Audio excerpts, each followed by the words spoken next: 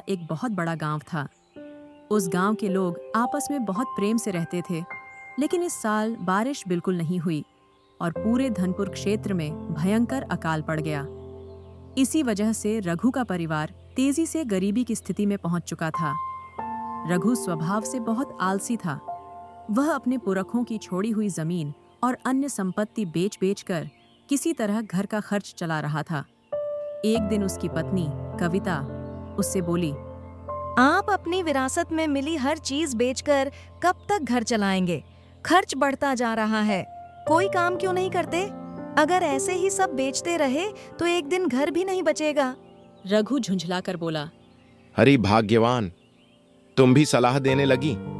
मुझे किसी के अधीन काम करना पसंद नहीं।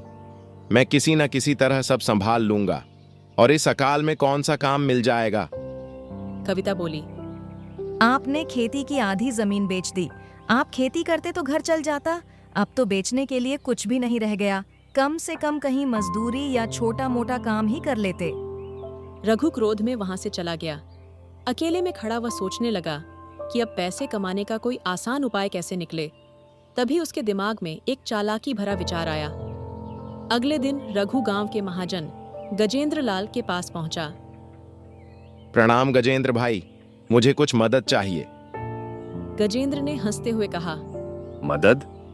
तुम तो बिना सौदे के घर से बाहर भी नहीं निकलते। अपनी सारी पुश्तैनी संपत्ति उड़ाने के बाद अब क्या बचा है? रघु बोला, मजाक मत करो। मुझे व्यापार शुरू करने के लिए थोड़े पैसे चाहिए। इस महीने के अंत तक मैं आपको अच्छा खासा ब्याज दूंगा। गजेंद्र ने उसे ऊपर से नीचे तक देखा। तुम्हारे पास उधार लेने के लिए कौन सी गारंटी है? तुम्हारी सारी जमीन तो कब की बिक चुकी है। ठीक है। रघु ने धीरे से कहा, एक आखिरी चीज बची है, मेरा घर। आप चाहें तो उसे गिरवी रख लीजिए और एक लिखित समझौता कर लें। गजेंद्र को यह सौदा फायदे का लगा। उसने कहा, पर हर 100 रुपए पर भारी ब्याज लगेगा। चाहे तुम्हारा व्यापार चले या नहीं, ब्याज देना ही पड़ेगा। रघु ने बिना सोचे समझे हामी भर दी। फिर तो उसने गजेंद्र ही नहीं बल्कि गांव के कई महाजनों को एक जैसी बातें बताकर अलग अलग जगह से काफी पैसा इकट्ठा कर लिया। शाम को जब रघु घर लौटा, वह खुशी से कविता को बोला, देखो, तुम हमेशा मुझे आलसी कहती हो, लेकिन देखो मैंने कितना पैसा जुटा लिया। कविता डरते हुए बोली, इतना पैसा कहाँ से आया? क्या घर भी गिरवी रख दिया? रघु इतराते हुए बोला, हाँ, लेकिन सिर्फ एक जगह। बाकी सबने मुझ पर भरोसा किया है। मैं व्यापार करूंगा और सबका कर्ज चुका दूंगा। कुछ दिनों में मैं इस गांव का सबसे अमीर आदमी बन जाऊंगा।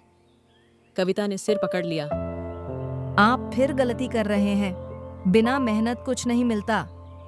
रघु उसकी बात सुनने को तैयार नहीं था। अगले दिन वह पास के गांव जाने के लिए जंगल के रास्ते चला। वहां उसे एक साधु गहरी ध्यान अवस्था में बैठे दिखाई दिए। अचानक एक जहरीला सांप साधु की ओर बढ़ा। रघु ने बिना देर किए उस सांप को पकड़कर दूर फेंक दिया। साधु का ध्यान खुला और उन्होंने कहा, पुत्र, तुमने प्राण जोखिम में डालकर मेरी रक्षा की है। मैं तुम्हें एक वरदान देना चाहता हूँ। बोलो क्या चाहिए?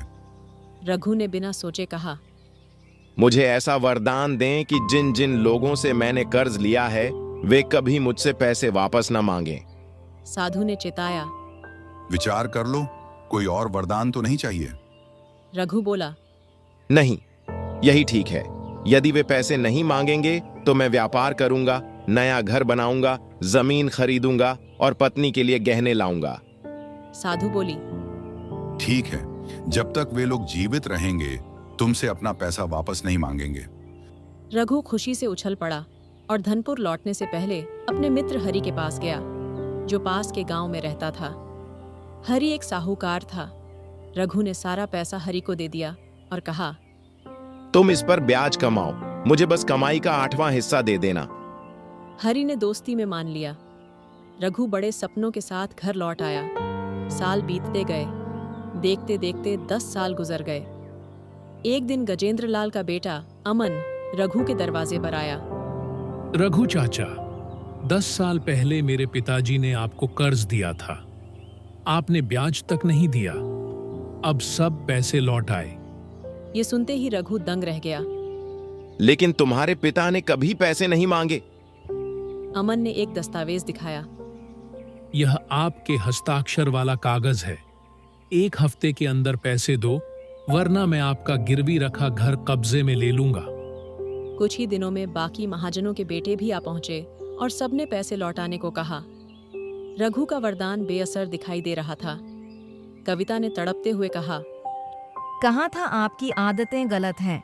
अब घर भी जाएगा, कर्ज भी चुकाना पड़ेगा। हम कहाँ जाएंगे? रघु बोला, मैं हरी से पैसा लेकर आता हूं।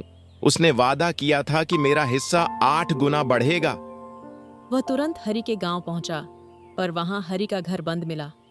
पड़ोसियों ने बताया, हरी ने भी कई लोगों से उधार लिया था और एक रात सारे को धोखा देकर गायब हो गया। अब रघु को समझ आया कि वह खुद जिस तरह दूसरों को धोखा दे रहा था, उसी तरह उसके मित्र ने उसे धोखा दिया। क्रोध और निराशा में वह उस साधु के पास पहुंचा। साधु महाराज, आपने मुझे धोखा दिया। साधु शांत स्वर में बोले, पुत्र, याद करो तुमने क्या मांगा था। तुमने कहा था, जिन लोगों ने मुझे कर्ज दिया है वे पैसे वापस न मांगे। असो उनके जीते जी कभी किसी ने तुमसे पैसा नहीं मांगा, लेकिन उनके पुत्र, उनके वारिस तो मांगेंगे ही। वरदान पूरा हुआ, धोखा नहीं। रघु रोते हुए बोला। मैंने सब कुछ खो दिया महाराज।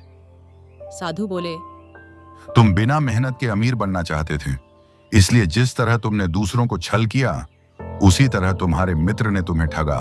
यही कर्म का नियम है पुत्र।